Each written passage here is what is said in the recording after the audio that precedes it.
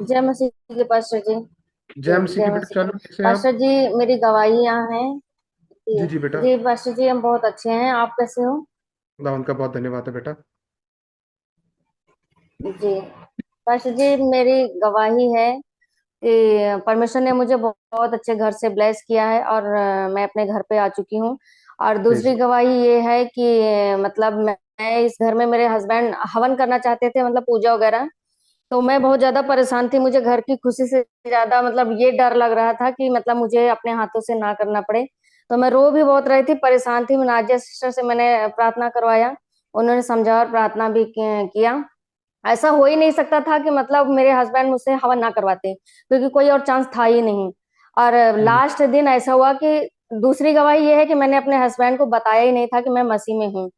तो सबसे बड़ी गवाही है कि मैंने उनको बता दिया एक दिन पहले, इस घर में आने से पहले।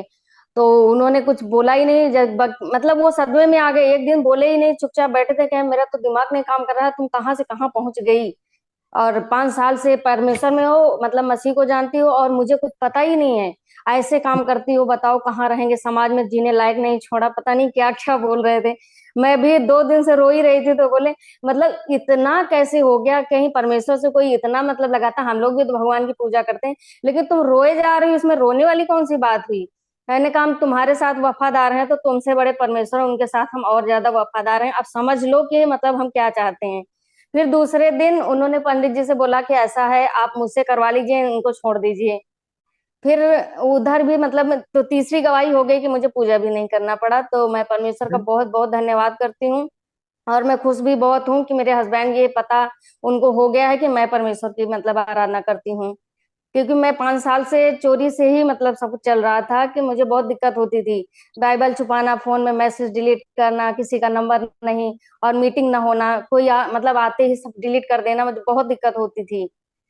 तो आमीन। मतलब उससे मुझे छुटकारा मिल गया कि मतलब अभी उनको ये हाँ मालूम हो गया है। तो इससे मैं बहुत खुश हूँ। परमेश्वर का मैं बहुत धन्यवाद करती हूँ, और बेटा सारी भजन आदर महिमा संगीता। जलाल परमेश्वर एक। को देती हूँ। आमीन और आमीन।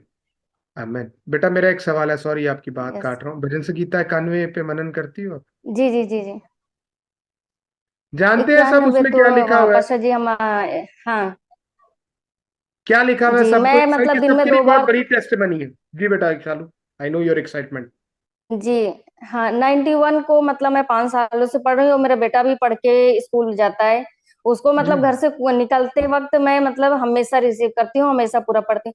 मेरा बच्चा 7 साल का है, उसको भी याद है। तो वो स्कूल जाने के पहले उसको अगर पहले इशारा कर देती थी 91, तो इसको पता रहता 91 क्या है। मेरे हस्बैंड को नहीं पता रहता था कि 91 पता नहीं क्या बोल रही है बच्चे से।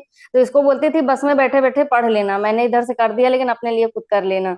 तो अभी तो उनको पता चल गया, तो उनके सामने भी बोल सकते हैं। लेकिन अब मेरा बेटा भी 91 बोल के जाता है।